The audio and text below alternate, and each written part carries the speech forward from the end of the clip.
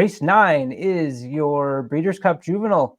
Yes. This is a race where you suddenly have your 2-year-olds who are looking into the 3-year-old seasons, in a way, a kickoff to the countdown to the Kentucky Derby. But before we can get through the Kentucky Derby, you got to get through the Juvenile. They're going 1 mile and a 16th, a field of 10. And again, Tim, here we go, number 1. So you had your thoughts on Lake Victoria. I figured you would immediately be jumping on the East Avenue bandwagon. I think it's what is interesting here is that your 3 top horses, East Avenue, Jonathan's Way, and Chancer McPatrick, are spread throughout the field. So you got an inside, outside, and one right smack in the middle, along with some other talented horses, Ferocious, Getaway Car, if you're a Taylor Swift fan, Gaming, and Shin Believe coming over from Japan. So, Tim, East Avenue, place your concern down in the hole, 1 hole? Yeah, same thing. Again, I would rather East Avenue not be in there. You guys know that even before the Breeder Futurity at Keeneland there, after that first race at Ellis Park, I said East Avenue is definitely one to watch. For me, still the favorite in this race, and a horse that I think right now is the best horse of the 2-year-old colts that we've seen so far. This is a pretty good field. Jonathan's Way is another one. I was at Churchill the day that they ran the Iroquois. That was impressive as well. Not as much for me as the win by East Avenue, but the rail's not going to help. But here's what I do see based on this. This is something that I think happens quite a bit in thoroughbred racing. When you get speed to the inside, speed to the outside, and speed up to the middle, I think you have the potential for a speed battle to take place up front, and for them to drag everybody else along with them. When you've got those 3 positions, out, in, and middle, all going up, it kind of pulls and sucks the other horses up a little bit with them. So if somebody can take back and we get a Ferocious pace, there is a potential, I think, in here for a huge upset based on race shape in here. So we'll be watching that a little bit. But I love East Avenue. To me, I think this horse is something special.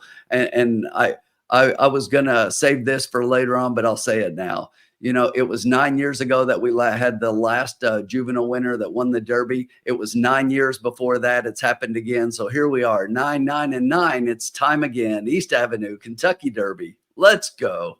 Look at that. Putting it right up. We're going to clip that off for Derby Love Day it. when you're right, Tim. Sean, what are you thinking? Yeah, I obviously I would have preferred East Avenue to be in the middle, but I think if you look at the 1 dot horses that won 4 of the last 5 juveniles, and the other 1 dot horse was Maxfield, who didn't even get to run. So when you have like those 1 dot horse, that's what East Avenue is, and I really think this horse is just better than this group. And the post a little bit. Chancer McPatrick, the 10 post to me is a little bit worrisome, only because Flavion's really going to have to get him. It's a short stretch where New York has a bigger stretch and he has more ground to cover. Del Mar's got a short stretch, so he's going to have to work out a trip from out there that somehow where he doesn't have to close so much ground. I think if you're the connections of Jonathan's Way, you have to be thrilled with the 5 at 9-2 with Joel. I think he got the winning post of the 3 of them. As for the Baffert horses, I'm still up in the air because all they do is run against each other. They don't go out and so like last year everyone was like Muth, and Fierceness kind of gave him his head, by like 6-7 lengths. So the Baffert horses could be good. Citizen Bull, I think at 10-1 is quite a good value play, but I just don't know how good the Baffert horses are because all they do is run against each other. So until we see them run against the more tested Eastern horses, I'm going to have them a little bit lower. So Tim's got that 999 going on, but the problem, Tim, is that you picked the wrong horse who's going to win the Juvenile and then go on to win the Derby. I think this sets up much better for Chancer McPatrick on the outside, who's a horse that's closed. He's not going to have to worry about trouble to his right. He's going to get out in the clear. Sounds like in my head what Tim was talking about with Fierceness on Florida Derby Day. It's just sit outside, sit off the inside speed, let them go at it. And this horse has gone 5 wide as he did in the Champagne and closes really nicely Chancellor McPatrick, I think he pointed to the Derby from day one, this McKinsey baby for Chad Brown. Speed figures that have continued to just get better.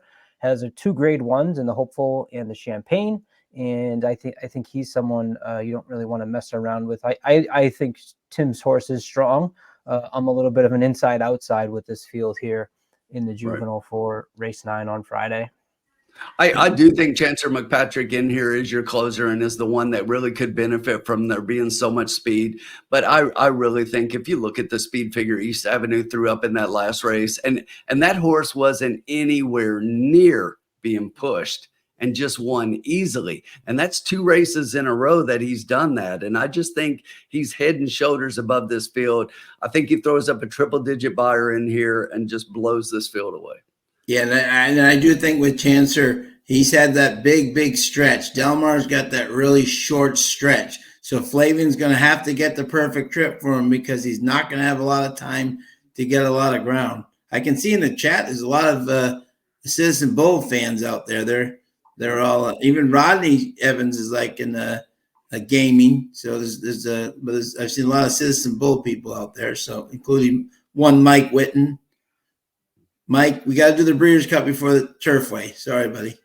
And I'll tell you what, I think if you look at gaming's really going to have to run a lot faster than what he has. And the fact that that Pratt goes with Chancellor McPatrick, which to me makes all the sense in the world, and it is Chad, but he's ridden that horse before, and I just think that Chancellor McPatrick, East Avenue are both much better, and is Jonathan's Way. I will tell you. People are not giving Jonathan's Way. I don't hear that name very much from a lot of people right here. And I'm telling you, that horse and that ride, when Joel took him out right to the lead in the Iroquois, I thought he was going to burn him up. And he just, again, he won easily, but it wasn't the performance that East Avenue put up. But still, it was very impressive. I will say this too, by the way, if you're a Jonathan's Way fan, right? Ferocious to me is a miler. I don't think he's a 1.25 mile horse. We've seen him act up like numerous times, like that last race coming around the first turn. He caused his own problems. If you got Jonathan's Way, you got to be a little worried that Ferocious is next to you because God knows how he will come out of that gate. If he pulls what he did at Keeneland, a couple of those horses around him could be in a little bit of a danger coming out of the gate. He's got to get out clean. True. All right.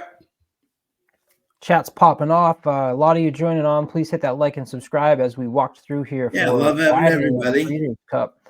And we get to what I consider to be the hardest race here on Breeders' Cup Friday, and that is your Juvenile Turf field of 14. Look at Sean shaking his head. What's that mean, Sean? It's not this hard. This is my pick of the day in this race. Oh, all right. I can't. We'll let Tim go, but this is my pick.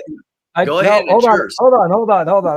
I can't let Sean start off with that without reminding him that this is the race that provided us all endlessly, who we haven't had to stop listening about from Sean in the chat. So when Sean brought us endlessly as a 2-year-old, we are expecting a big pick here.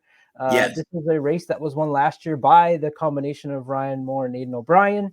It was the 6th time that they have won this race. Last year, the horse's name was Unquestionable. This is a race that also had Victoria Road, if you remember, in 2022 from those connections in Mendelssohn back in 2017. We have Fierceness's brother here, number 10, Mentee, who's running on the turf as opposed to the dirt, which is an interesting selection. But Sean, you've built us up now, so we are all really excited to hear the pick. Who is it?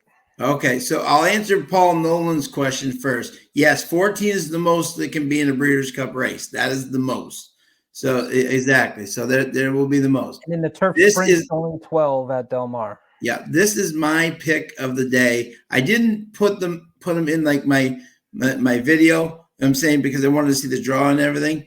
But I think El Cadra is definitely going to win the Juvenile Turf.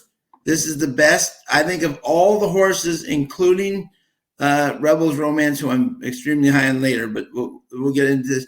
I think this is Godolphin's best shot to win a race in the Breeders' Cup.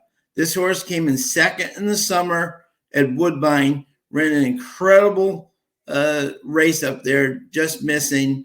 I think this horse, you got Buick, you got Appleby. I really believe this horse is just the best horse in the race. He's been working out. Little birdies have told me he's been working out absolutely incredible. And I think this horse is definitely the horse to beat in this field.